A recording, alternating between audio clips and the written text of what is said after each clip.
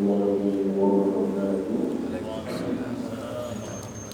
Alhamdulillah, alhamdulillahilladzi hadana li hada wa ma kunna linahtadiya lawla an hadana Allah.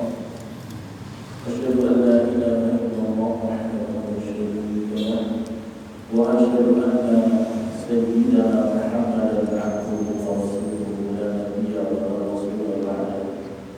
Allahumma shalli wa sallim wa barik ala sayyidina Muhammadin wa ala alihi wa sahbihi ajma'in. Yang berarti kedua negara Islam dan seluruh manusia, Bapak Imam, sedia kami Ustaz Abdul Rizal dan semua yang hadir sekitar 300 beserta malaikat, ya. Jadi keadaannya memang enaknya bareng di rumah, Pak, ya. Karena itu kita berhusnuzon dan memahami saudara-saudara kita yang tidak bisa hadir tentunya, termasuk diberikan oleh Allah uzur karena hujannya terus-menerus. Saya tadi sholat asar itu keluar masjid udah lebat, ya, bisa nunggu di masjid sampai 1 jam. Kemudian pulang ganti kendaraan baru bisa mendekat ke sini menjelang. Baik, kita melanjutkan kajian kita kitab Riyadhus Shalihin dan kita sudah membahas tentang hadis yang pertama tentang innamal a'malu binniyat, bahwa sesungguhnya setiap amal tergantung daripada niatnya. Dan setiap orang mendapatkan apa yang menjadi tujuannya, yaitu yang mesti kita panjangkan. Setiap perilaku kebaikan yang kita lakukan tergantung motifnya. Kalau motifnya kita dunia, diberikan oleh dunia, akhiratnya gak dapat. Tapi kalau motifnya akhirat, maka dunianya ditaklukkan di bawah kaki kita. Ya. Ini hadis yang luar biasa, ya, hadisnya sangat luar biasa. Rumus cari dunia dikasih dunia, cari akhirat dikasih dunia akhirat. Ya, salah satu hadisnya Nabi mengatakan man hamma, ya, barang siapa yang menginginkan kehidupan akhirat, ya, maka, ya, barang siapa yang tujuan hidupnya adalah dunia.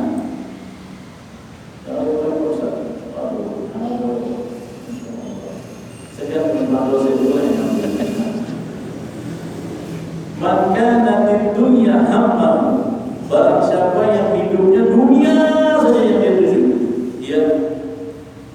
Apa kata Nabi? Farraqallahu alaihi amrahu, Allah cerai-beraikan urusan dia. Karena apa? Hidupnya dunia, duit, gaji, jabatan, gak ada ikhlas lillahnya. Mau perbuatan duniawi, perbuatan amalan, semua tujuannya dunia. Ada orang yang amalan soleh, tapi untuk dunia ada, ya. Kemudian Allah akan cerai-beraikan perkaranya. Wa ja'ala faqrahu baina 'ainaihi, Allah jadikan kefakiran di antara dua matanya. Karena apa? Tujuannya dunia terus.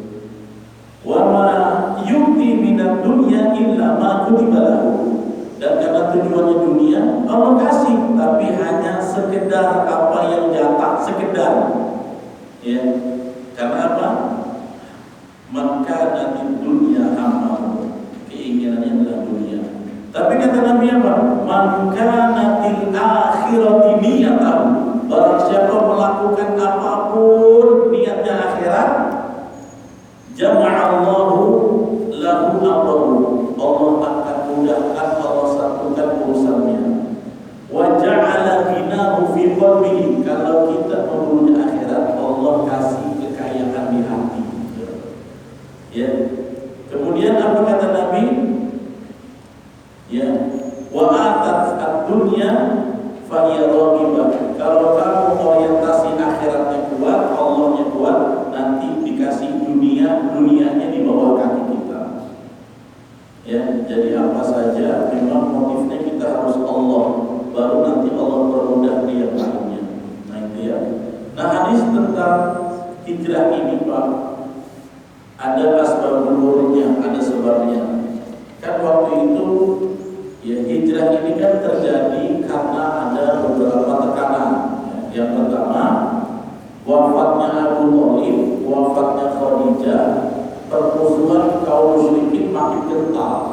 Nabi sudah disakiti verbal, mulut, lisan, dan perbuatan, dan makin parah. Ya, karena mereka Islam itu makin banyak di Mekah kan. Jadi macam mana caranya? Muhammad diejek tak berhenti, difitnah maju terus, ditawarin dunia tak mau mundur. Macam mana? Kita hantam aja, kita usir. Ya, akhirnya bagaimana cara usirnya? Pertama, ya sebelum hijrah itu, ketika Abu Thalib yang berikutnya wafat, Nabi mulai disakiti secara fisik. Nah, kemudian terjadi sebuah pemboikotan, ya, pemboikotan besar, dan ini terjadi di tahun ke-10 Hijriah, ya, maaf, di tahun ke-10 kenabian, ya, di tahun ke-10 kenabian.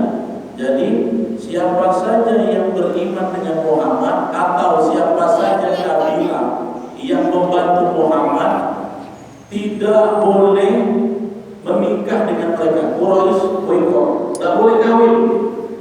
Jadi ada klannya Abu Thalib, Bani Abu Thalib itu dia nggak semuanya beriman, cuma karena dia loyal sama Nabi Muhammad diboikot juga menjadi orang kafir. Yang pertama, tidak boleh nikah sama orang yang kabilah kelompok yang ada urusan dengan Muhammad. Tidak boleh jual beli Pak. Jadi kalau ada makanan, kalau ada ternak, tidak boleh jual beli sama mereka. Jadi mau dagang sama siapa kaum muslimin saat itu?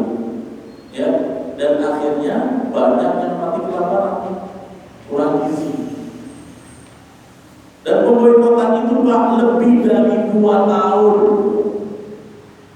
Lebih dari 2 tahun. Itulah ada kisahnya Nabi tahan perutnya pakai batu di situ kejadiannya.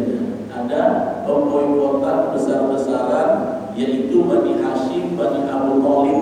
Bani Hashim yang klan kabilahnya Nabi, Abu Thalib karena pamannya dan orang-orang dari kabilah Abu Thalib itu banyak yang bantu Rasulullah. Semuanya kena boikot, tak boleh kawin, tak boleh berdagang, tak boleh pinjam meminjam, tak boleh ada hubungan bilateral, tak boleh. Akhirnya banyak yang mati kelaparan, banyak yang kurang gizi. Saya itu mereka musyawarah. Kalau begini ceritanya, kita harus mempertahankan diri. Karena apa Pak? Orang baru awal keislaman itu gampang dimurtadkan. Jadi orang kafir itu memurtadkannya pakai kekuatan harta. Kau balik nggak ke agama berhala? Kalau nggak mau, silakan pergi dari sini. Nggak mau juga disiksa. Akhirnya mereka bermusyawarah kaum muslimin gimana kita harus cari jalan keluar untuk menyelamatkan akidah. Nah dari situlah turun sebuah ayat sinyal dari Allah, kode untuk cari bumi lain. Ya, apa bunyi ayatnya? Inna ardi wasi'ah, sesungguhnya bumiku luas kata Allah. Kalau bumi Mekah dan terima kau, kalian carilah yang lain, cari yang lain. Bumi Allah itu luas, ya. Tapi kan mau hijrah ini tengok-tengok, nanti takutnya hijrah tambah parah lagi. Umpamanya pemimpinnya kafir, zalim, habislah. Nah, Nabi itu dapat ilham bahwasanya, ya, ada seorang malik, seorang raja, la yudhimu ahadun fi sultanihi, dan pernah menzalimi satu orang pun di bawah kekuasaannya. Tentunya kaum muslimin dari Mekah hijrah ini harus dapat negara yang kasih suaka. Nah, yang kasih suaka itu kata Nabi, pergilah kalian ke Habasyah. Ya, kalau sekarang itu masuknya Afrika, ya, Ethiopia. Tapi kata para ulama sejarah, Habasyah itu, Ethiopia itu sebagian juga berbahasa Arab. Jadi Afrika itu banyak yang berbahasa Arab. Contohnya Mesir itu Afrika. Jadi kalau ustaz-ustaz kita yang lulusan Mesir, LCS dari Mesir itu bahasa Arab, tapi benuanya Afrika.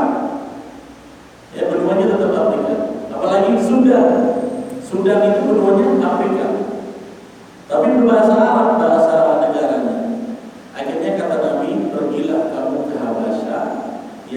fa inna huna, karena di sana malikul la yadlimu ahadun fi sultanihi aw kama Rasulullah. Di situ ada raja yang tidak mendolimi siapapun di bawah kekuasaannya. Itulah namanya Raja Najasyi. Ya, Raja Najasyi. Berapa orang? Kata para ahli sejarah kurang lebih 12 orang awalnya. Ya. Kemudian bertambah dan bertambah. Pemimpinnya siapa? Namanya Ja'far bin Abi Thalib. Ada juga Ummu Salamah. Ada juga wanita janda bernama Ummu Qais. Nah, janda ini cantik. Nah, sebelum berangkat ada laki-laki Mekah yang tidak niat hijrah, tapi dia naksir sama Ummu Qais ini, sama janda ini. Dia lama, kata wanita ini, kalau kamu mau dengan saya mau hijrah. Kalau kita kawin terus bisa macam mana? Kamu mau ikut hijrah Pak? Saya tidak ada niat hijrah. Kalau kamu mau dengan saya, kamu harus ikut hijrah. Kalau enggak bisa memiliki saya. Hijrah dulu sampai ke sana, baru kita kawin. Mau kan ini. Jadi dia hijrah memang karena wanita, bukan karena Allah Pak. Ya. Jadi jangan disangka di zaman Nabi semua orang ikhlas, jangan sampai begitu. Belum tentu di zaman Nabi semua orang ikhlas. Belum, namanya ujian setan supaya ikhlas di banyak. Dibikinnya kita beramal soleh, tapi niatnya dunia, coba. Lah itu dunia iya, karena dia bukan ingin Allah dan Rasulnya, dia pengen janda itu. Namanya Ummu Qais, ya. Nah akhirnya pergilah dia sampai ke tempat hijrah dan menikah. Kata Abdullah bin Mas'ud, ya, wa ba'da hada, dan setelah kejadian hijrah itu, ya, nusammihi, kami panggil si laki-laki ini Muhajir Ummi Qais. Muhajir artinya orang yang berhijrah karena Ummu Qais. Ya.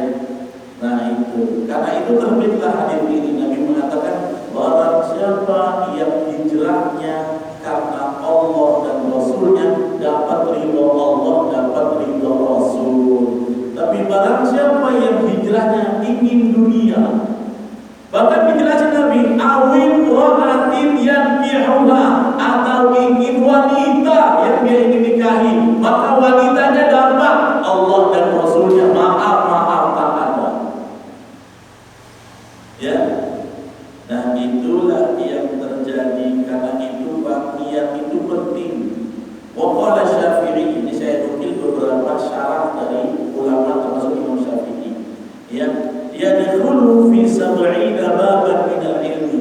Dalam hadis ini masuk 70 cabang keilmuan. Tentang apa? Bahwa pentingnya dasar ikhlas. Sebenarnya kata Imam Syafi'i, ini hadis ada 70 ilmu yang bisa saya petik. Imam Syafi'i itu kalau mandang hikmah banyak. Makanya mikirnya sehari semalam tentang satu dalil. Dari hadis ini hukumnya apa? Niat itu penting. Dari hadis ini fikirnya apa? Boleh hijrah kalau kamu belajar akidah. Dari hadis ini hukumnya apa? Bolehnya kita menikah begini-begini. Semua diambil nilainya oleh Imam Syafi'i. Dan itu kata beliau, hadis ini ada 70 cabang ilmu kalau mau dicari. Nah kemudian Imam Bukhari menganalogi, namanya dalam ilmu ushul fikih qiyas, ya. Wa qala al-Bukhari rahimahullah, Imam Bukhari mengomentari hadis ini, babu ma ja'a anna al-a'mala binniyat wal hasabah li kulli imrin ma nawa, fa dakhala fihi al-iman wal wudu was shalah waz zakat wal hajj was shaum wal ahkam. Ya, apa kata Imam Bukhari? Hadis tentang amal itu tergantung daripada niat, dan setiap kita mendapatkan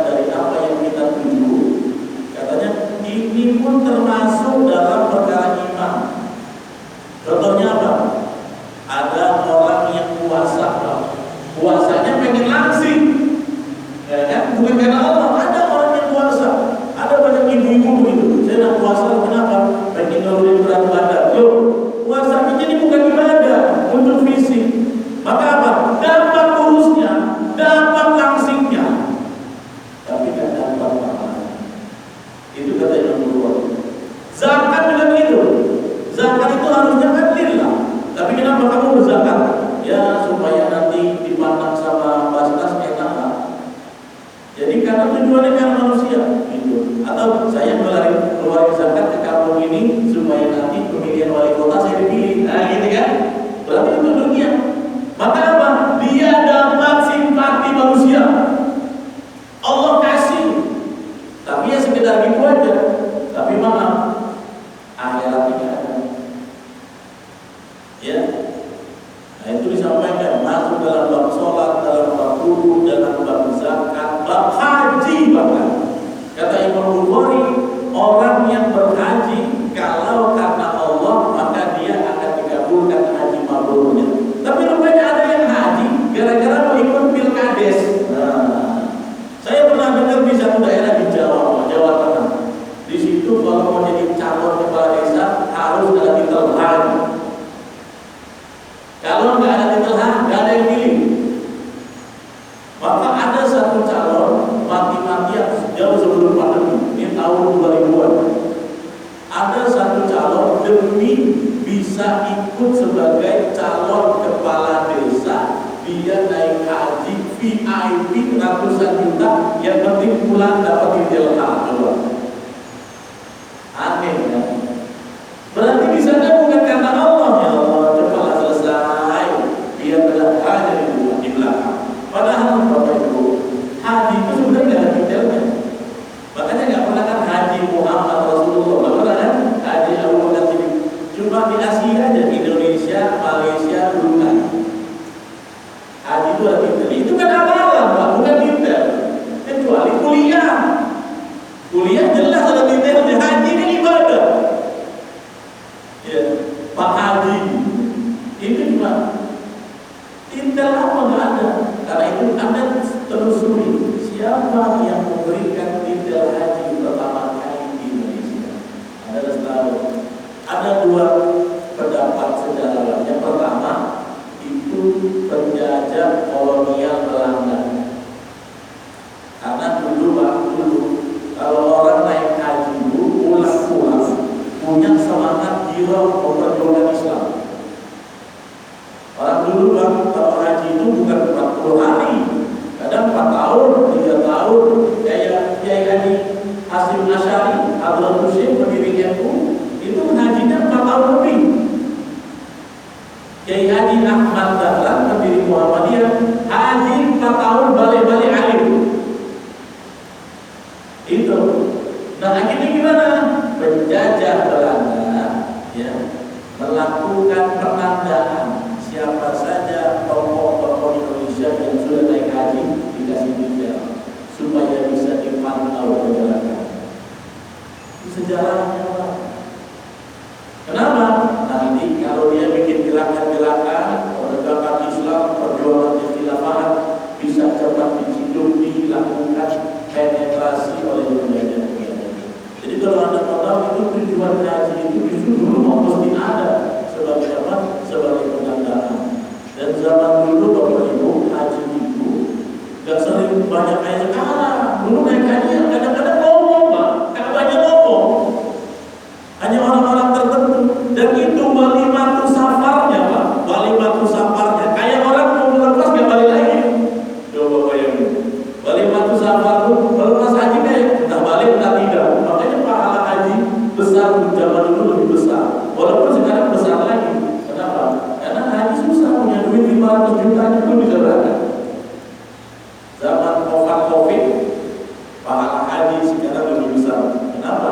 Karena haji susah, punya duit aja belum bisa pergi. Ya kan? Saya punya jamaah kajian ibu-ibu sampai besar. Saya udah tabung mau 200 juta atau apa? Saya mau haji plus. Dia sampai nanya, Ustaz, uang saya yang buat haji plus ini udah 100 juta lebih, mesti dikeluarinnya untuk zakat mal. Saya bilang, Ibu, zakat mal itu awalnya 1 tahun nisabnya di atas 85 gram, tapi duit tidak terpakai. Ibu pakai kuda untuk daftar, cuma saya masih nabung kurangnya. Dia bilang berarti itu tidak kena zakat mal. Dia bilang, apalagi sudah didaftarkan untuk haji, berarti sudah dialokasikan. Ya, jadi begitu Pak kata Imam Bukhari, ya sehingga kadang-kadang masuk ke dalamnya bab sholat, bab yang lain-lainnya. Dan kemudian ya, apa yang dimaksud dengan hijrah ya? Hijrah itu ya artinya intiqalun min makanin ila makanin akhar, berpindah dari satu tempat ke tempat yang lain ya, tetapi harus hijrah dulu ilallah wa rasulih, karena selain tadi kasusnya Ummu Qais pengen dikawinin sama seorang pemuda, ada juga yang ikut hijrah karena ekonomi. Kenapa? Nanti orang-orang Muhammad itu hijrah ke sana, sembakonya beli sama siapa? Ya udah kita buka cabang aja, buka cabang di sana. Nanti kita buka kedai, biar orang-orang hijrah sama Muhammad itu belinya sama kita. Niatnya bukan Allah, tapi ingin dagang. Maka dia dapat untung, Pak. Dapat untung, tapi tidak dapat ridho Allah dan Rasulullah. Ya. Jadi kalau di zaman Nabi saja orang banyak terpeleset niat, apalagi zaman Nabi tak ada lagi. Makanya kita itu Bapak-Ibu sekalian haruslah berhati-hati ya. Tapi ada catatan, ya ada catatan. Ini yang berbeda, karena itu banyak para ulama justru dan mencela si pemuda ini. Ya, cuman ya menjadi pelajaran supaya kita meluruskan dia. Salah satunya siapa? Al-Hafidz Ibnu Hajar Al-Asqalani. Ya. Apa kata beliau? Kata Al-Hafidz Ibnu Hajar Al-Asqalani, "Man nawa bi hijratihi mufaraqatul darul kufri wa tazawwajal mar'ah ma'an fala takunu qabihatan wa la ghairu sahihah." Barang siapa yang dia niatnya beneran hijrah, tapi sampai sana niat pengen nikahin gadis di sana, maka kalau yang tipenya seperti ini tidaklah rusak niatnya, tetap mendapatkan pahala. Kecuali simpulan tadi. Kalau simpulan tadi apa? Nggak ada niat hijrah, cuman karena pengen wanita itu kan terpaksa ini. Akhirnya ya oleh Nabi SAW tidak diapresiasi. Bahkan yang bilang kamu dapat yang kamu tuju, tapi tidak dapat Allah dan Rasulullah. Ya. Dan berkata Imam Al-Khattabi tentang hadis ini ya, dan yang lainnya. Nah, hijrah itu Bapak Ibu sekalian, kanati hijratu fardhon fi awal Islam. Dulu hijrah itu wajib. Di awal Islam hijrah itu wajib alamat aslama. Pokoknya waktu itu siapa saja yang diarahkan Nabi untuk ke Habasyah atau ke Madinah duluan wajib. Karena ayat sudah turun beritahu kita. Kalau dia tak hijrah dosa. Ya. Jadi di awal Islam itu hijrah wajib. Kenapa? Liqillatil muslimina bil Madinah. Karena Nabi sedang membangun peradaban Islam di Madinah, orangnya sedikit.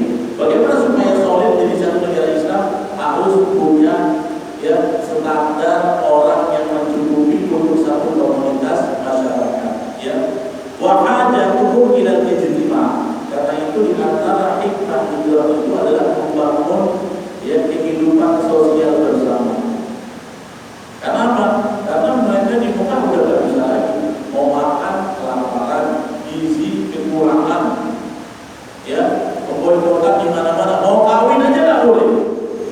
Ketika ini misalnya ada laki-laki perempuan sudah saling cocok mau kawin, kamu dari kabilah mana? Abu Thalib, bapaknya nggak kasih, nggak boleh, karena dia baru Muhammad. Begitu dahsyatnya, ya. Nah jadi di awalnya hijrah itu wajib, dan hijrah itu banyak versi. Yang pertama ke Habasyah, kemudian Yathrib gelombang pertama, ya. Kemudian selanjutnya barulah Nabi dan Abu Bakar Siddiq melakukan hijrah yang terakhir, ya. Dan kata Imam Al-Khattabi, namun falamma fatahallahu Makkah, setelah Allah membuka Mekah menang menjadi Fathul Mekah, fadakhalan nas fi dinillah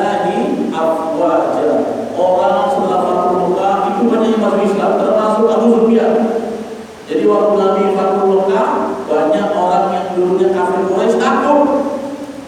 Waduh, habislah kita akan dipenggal sama Muhammad. Rupanya Nabi tak apa-apain mereka.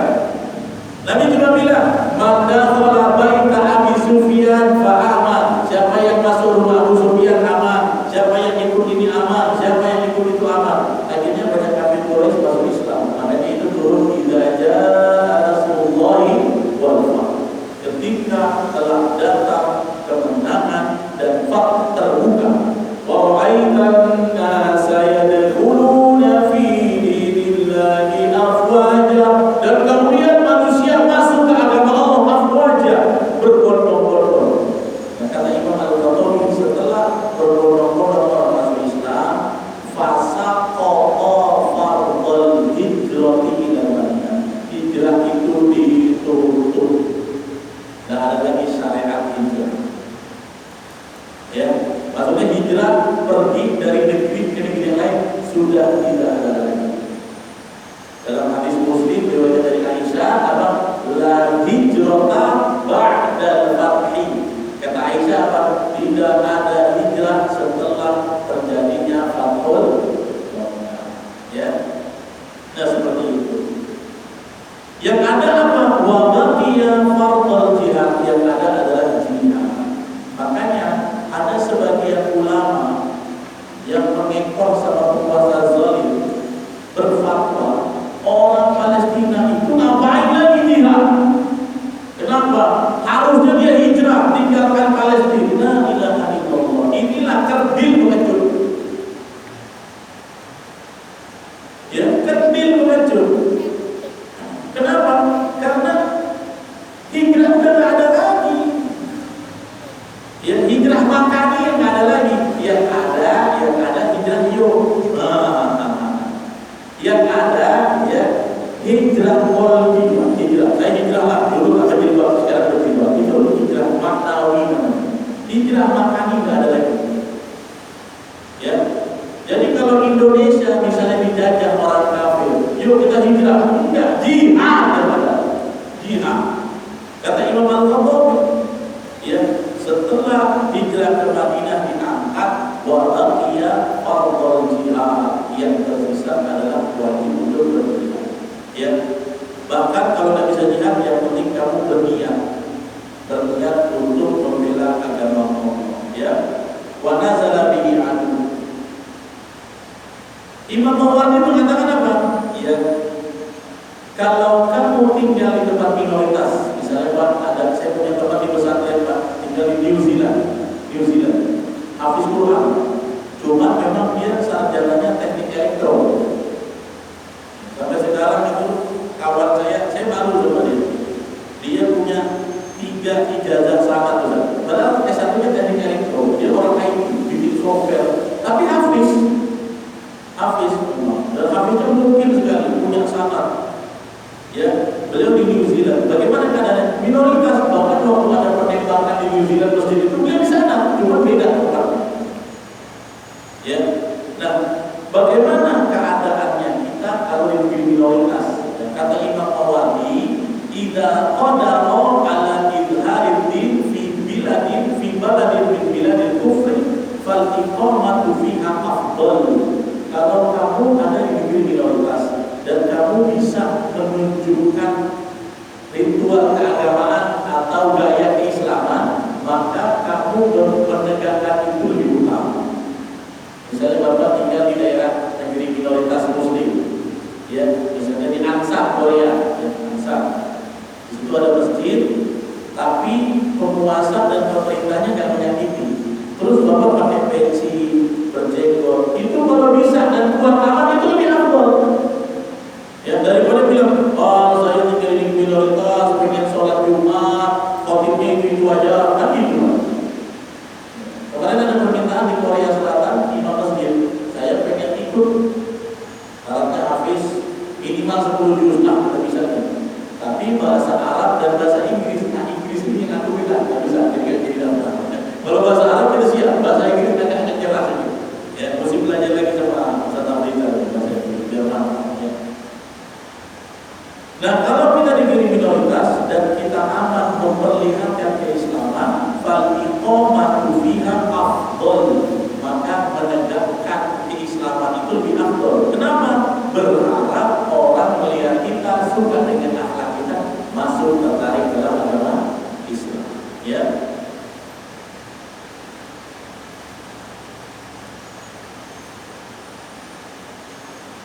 Nah kemudian berkata ya Imam Al-Hafidh Ibnu Hajar, hikmah ya dari kewajiban hijrah waktu itu adalah menghilangkan ancaman mudarat dari orang kafir. Ya. Menghilangkan ancaman mudarat dari orang kafir, karena pilihan kaum muslimin saat itu cuma dua. Mohon tiga, murtad, mati atau hengkang. Cuma itu, murtad, mati, habis hengkang. Tapi tidak boleh bawa harta, hijrah.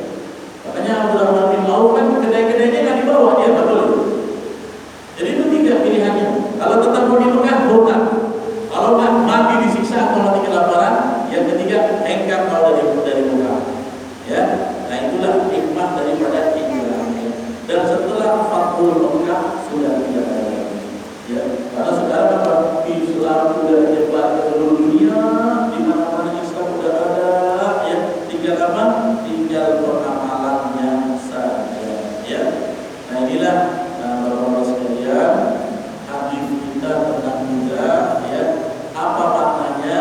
Yang pertama, kalau di zaman Nabi saja banyak orang yang beramal soleh, kepeleset niatnya, apalagi kita sudah jauh dari zamannya Rasulullah, sudah 100, 400, 1400 lebih tahun, maka orang yang terpeleset dalam amal soleh perkara niat lebih banyak.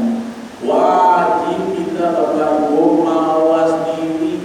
Gimana caranya? Pancatkan niat dari awal saat beramal, setelah beramal, semuanya apa? Lillah, puasa karena Allah, niatnya dikasih nanti, rampingnya dikasih. Haji karena Allah, disebut hak, itu bonus, gak disebut gak apa-apa, Allah gak akan lupa. Zakat, sedekah, orang mau bantu kita, mau senyum sama kita, bahkan masam sama kita, kita zakat, biarin. Yang penting Allah tujuan. Yang pertama ya. Yang kedua, hijrah Makkah.